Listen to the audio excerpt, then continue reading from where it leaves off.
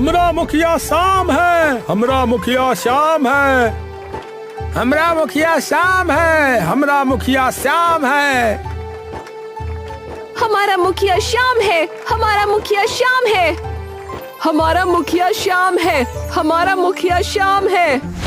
गांव वालों की आवाज सुनकर मुखिया उधम चंद बाहर आ जाता है और देखता है कि अब की बार चुनाव में श्याम भी खड़ा हो चुका है। मुखिया एक मुस्कान के साथ श्याम की तरफ देखता है और वापस अंदर चला जाता है। उधम चंद जैसे ही अंदर जाता है, आराम से बैठकर अखबार पढ़ने लगता है। तभी उसका बेटा गर्जन भी वहाँ जाता है। ए बापू, वो 2 कौड़ी का श्याम चुनाव में खड़ा हो रहा है, देखा आपने? देखा। अरे तो कुछ करो तो सही। अरे चिंता मत कर रहे, कुछ नहीं होगा। इस जैसे पहले भी मेरे खिलाफ खड़े हुए हैं, पर पिछले 2 बार से हम ही जीत रहे हैं ना। बोल। अरे पर अब उसकी खूब इज्जत है गांव में। हाँ, ये सियासत है बेटा, सियासत। इसमें महानता से कुछ नहीं होता। अरे दिमाग चाहिए होता है, दिमाग। मैं कह रहा हूं ना कि तेरा बाप ही जीतेगा, है तो चिंता मत कर। गांव का मैदान खचाखच भरा है। सभी लोग शाम को देखने के लिए वहां खड़े होते हैं और जैसे ही शाम मंच पर चढ़ता है तो मानो पूरा मैदान तालियों की गड़गड़ाहट से कांप उठता है। मेरे भागनपुर के भाइयों और बहनों, मुझे शायद आप लोगों को बताने की आवश्यकता नहीं है मेरे बारे में। आपका अपना आलू पूरी वाला श्याम सिंह। ठेला तो अब नहीं है, पर हाँ, कभी मन करे तो आ जाना, बनाकर अवश्य खिला सकता हूं। भाइयों, पिछले 8 से 10 वर्ष से जो इस गांव के अंदर हो रहा है उसे हम सब देख ही रहे हैं। सड़कों की समस्या, शिक्षा की समस्या, स्वच्छता की समस्या और भी न जाने कितनी समस्याएं जिसे हम सब लोगों ने झेला है पिछले कई सालों से। तो मेरा आपसे वादा है कि अगर ये चुनाव में जीत गया तो इस गांव का विकास अवश्य होगा। ये गांव, इसकी सड़कें, इसकी मिट्टी मेरा घर है। ये गांव मेरी जन्मभूमि है, मेरी कर्म भूमि है और आप लोग मेरा परिवार हैं। और परिवार का सदस्य होने के नाते मैं आपसे प्रार्थना करता हूं कि कृपया अपने इस परिवार के सदस्य को अपना सहयोग दें, ताकि हम अपने इस घर को एक ऐसी ऊंचाई पर ले जाएं कि हमारी आने वाली पीढ़ियां भी हम पर गर्व करें। बस यही एक प्रार्थना इस श्याम सिंह की है अपने इस परिवार से। जय राम जी की भैया। सभी लोगों की तालियां श्याम सिंह का भाषण सुनते ही पूरे गांव में गूंज जाती हैं।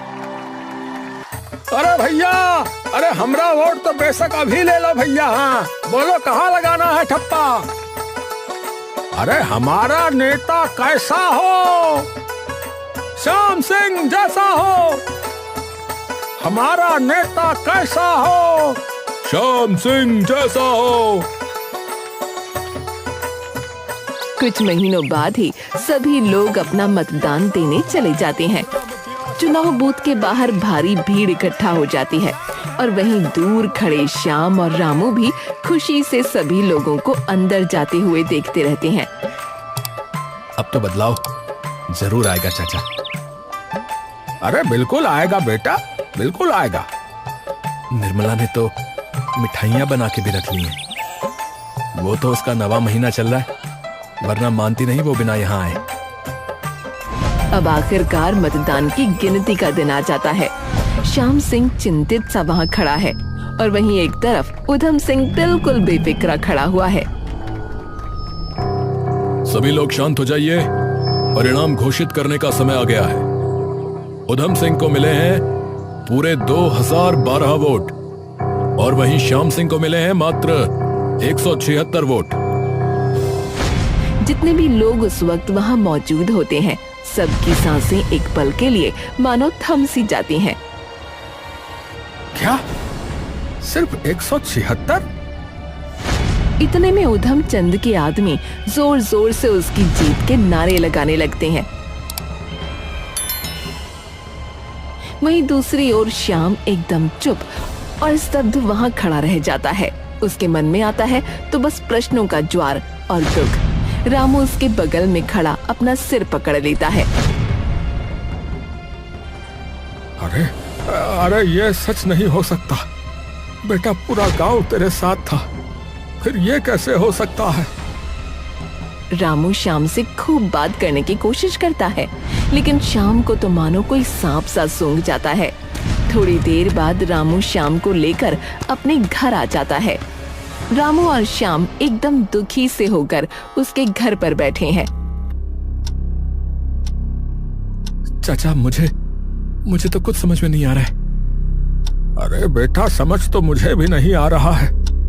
आखिरी दिन तक पूरा गांव साथ लगा हुआ था, फिर क्या हुआ? तभी भीम वहां आ जाता है। अरे हमका पता है रामू काका कि क्या हुआ था, हमका पता है। अरे भीम, अरे तू यहाँ क्या कर रहा है रे? काका मुझसे बहुत बड़ी गलती हो गई है। मैं तो श्याम भाई और आपसे आग भी नहीं मिला सकता। श्याम उठकर उसके पास जाता है। अरे पर हुआ क्या है भीम भाई, बताओ तो सही। अरे आप हारे हो श्याम भाई, मेरे जैसे बिकाऊ लोगों की वजह से, मेरे जैसे बिकाऊ लोगों की वजह से श्याम भाई। ये सुनते ही रामू और श्याम चौंक जाते हैं। अरे भीम भाई, ये क्या कह रहे हो आप? सच कह रहा हूं भैया। चुनाव से पिछली रात उधमचंद के आदमी आए थे। उन्होंने मुझे 10,000 रुपए दिए और बोला कि जो है वोट उधम सिंह को ही देना है। मेरे बेटे की स्कूल फीस भरनी थी तो मन में लालच आ गया भैया, और मुझे लगा कि सिर्फ कुछ लोगों के वोट से क्या ही हो जाएगा, तो मैंने उसे वोट दे दिया भैया। पर मुझे तब पता चला जब वो जीत गया कि उसने सिर्फ मुझे नहीं बल्कि गांव के हर इंसान को जैसे हो सकता है वैसे, मतलब पैसा, शराब, यहाँ तक कि मारने की धमकी भी दी है भैया। ये सुनते ही श्याम और रामू दंग रह जाते हैं। मुझे माफ कर देना श्याम भाई। मेरे जैसे लोगों की वजह से इसके जैसे कमीने टाइप के लोग जीत जाते हैं हर बार। अरे भैया ठीक है माना, पर इतने लोग कैसे खरीद लिए उसने? मुझे भी कुछ तो गड़बड़ लग रही है। शाम तू घर जा, मैं और भीम पता करके आते हैं कि माजरा क्या है। मैं भी आता हूं ना चाचा। अरे नहीं, तेरा आना ठीक नहीं है, तू घर जा। निर्मला चिंता कर रही होगी। ठीक है चाचा।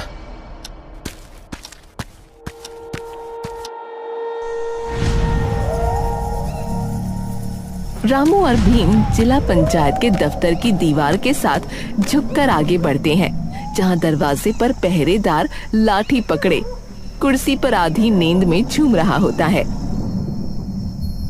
अरे भीम सुन, सीधा सामने से नहीं जा सकते हैं, उसका ध्यान बटाना होगा, समझे?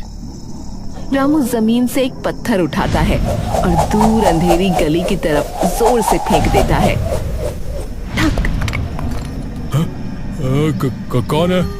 कौन है वहाँ? कौन है? अरे भाई कौन है वहाँ? वो आवाज की तरफ चल पड़ता है।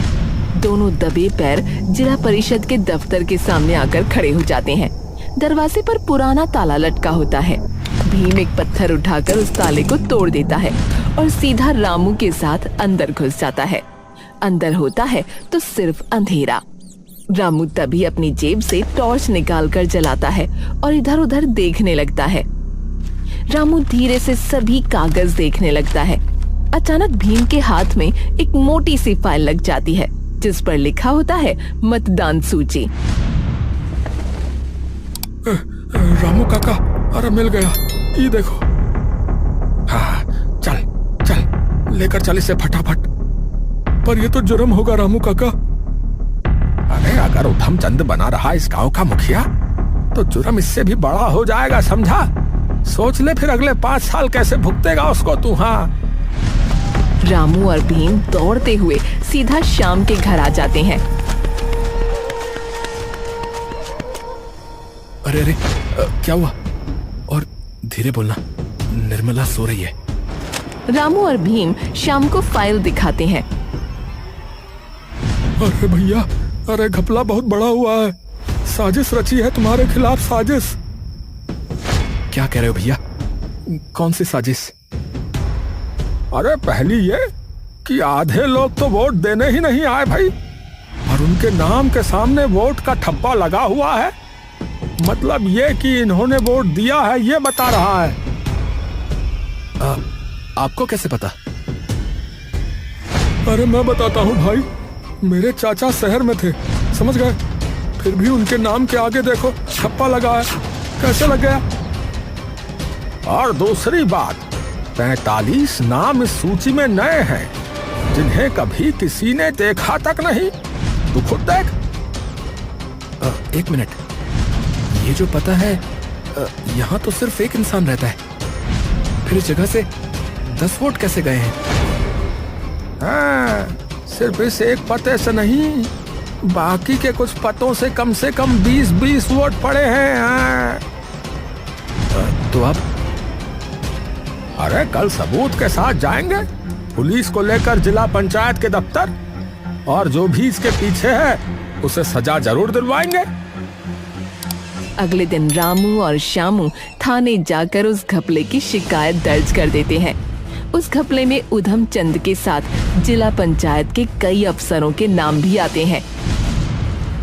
देखिए, हमने सभी सबूतों की जांच कर ली है और उधम चंद को अभी से ही गांव के मुखिया पद से निष्कासित किया जाता है, और 2 हफ्ते बाद फिर से गांव में चुनाव कराए जाएंगे, और इस बार सारी चीजें मेरी देखरेख में की जाएंगी। आप निश्चिंत रहिए। आपका बहुत बहुत धन्यवाद डीएम साहब। हाँ ठीक है, धन्यवाद। 2 हफ्ते बाद गांव में दोबारा चुनाव कराए जाते हैं, लेकिन इस बार मतगणना पूरी ईमानदारी और पारदर्शिता के साथ होती है, और आखिर में वो दिन आ जाता है जिसका इंतजार शाम को बेसब्री से होता है। इस बार के चुनाव में उधम सिंह को मिले हैं 26 वोट और श्याम सिंह को मिले हैं भारी मात्रा में 1500 वोट। श्याम खुशी से उछलकर रामू के गले लग जाता है। अरे 1500! जीत गए चाचा, हम जीत गए चाचा, हम जीत गए चाचा। अरे अरे हम नहीं बेटा, अरे पूरा गांव जीत गया बेटा, पूरा गांव जीत गया।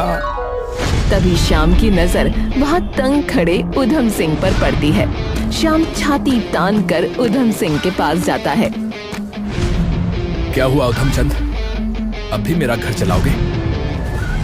अरे ओ, ये खुशी ज्यादा दिन तक नहीं रहेगी तुम्हारी। यहाँ तुझे लगता है कि मुखिया बनना आसान है, हैं?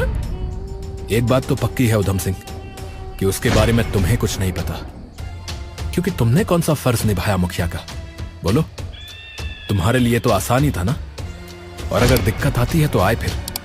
अपने इस परिवार और अपने आने वाले बच्चे के भविष्य के लिए तो मैं न जाने कितनी परेशानियां झेल सकता हूँ, समझे?